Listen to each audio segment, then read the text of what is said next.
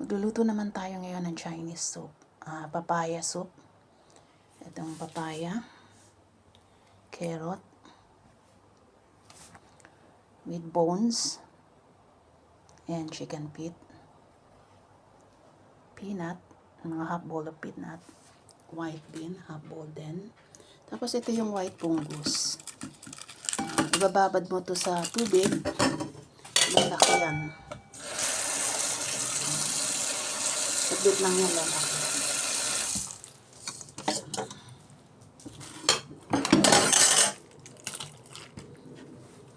Napakulo na ako ng tubig para i-blanch.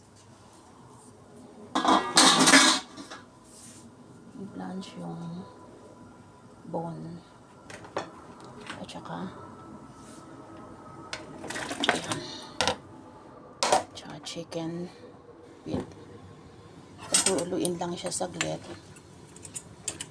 para matanggal lang yung kung may natitira pa siyang dumi, yung mga dugo-dugo, para hindi siya malansa.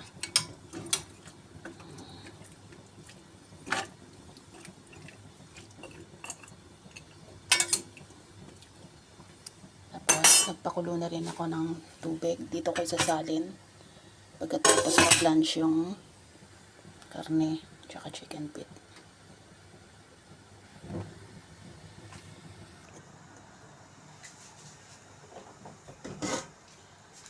Pinakuluan ko lang siya saglit. Ayan.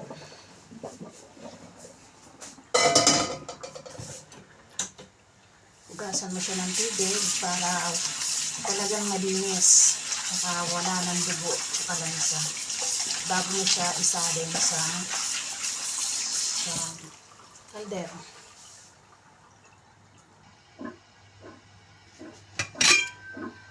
Isalin ko na yung na-blanch na buto saka paa ng manok. Nakalimutan ko palang sabihin, hinahaluan namin ng dates, 2 dates. Macho sa Chinese. Ang soup para may konting tamis ang soup. 2 lang piraso. Saka pwede mo nang ilagay ang peanut kasi matigas yan. At maging ang white beans.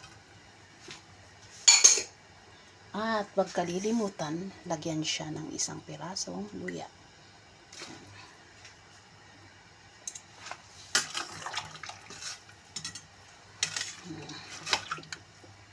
Hayaan mo siyang kumulo. Pag kumulo na, pwede mo nang ilagay yung carrot at saka papaya.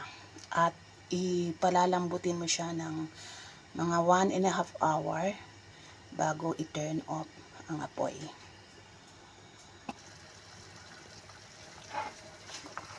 Kumukulo na siya. Kaya pwede mo nang ilagay ang carrot.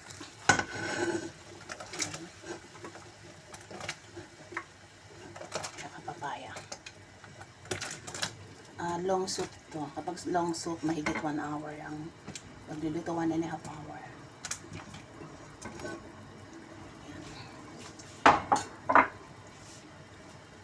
I-boil mo siya sa medium heat ng 1.5 hour. Tapos, pag malapit na siyang maluto, saka mo ilalagay itong white pungus. Kasi hindi ito pwedeng overcook. Yan na siya, guys. Ayan mo.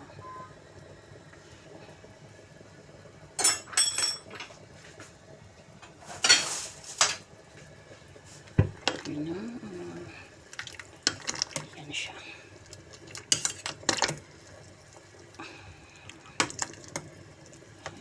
Maraming ingredients, no?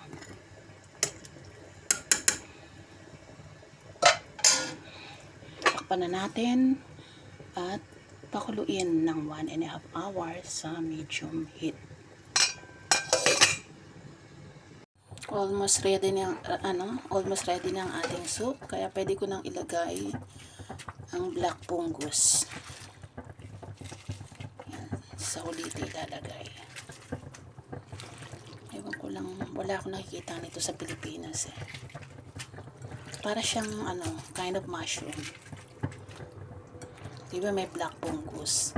Ito naman, white fungus ang tawag ng mga Chinese.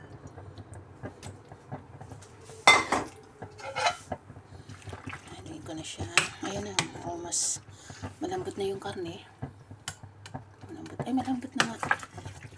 Kaya isang minutong kulo, pwede ko nang iopang soup.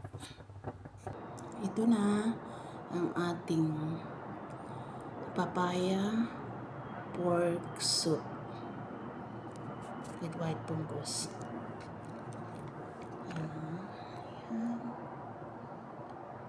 Mainam na itong inumin at kainin during winter time.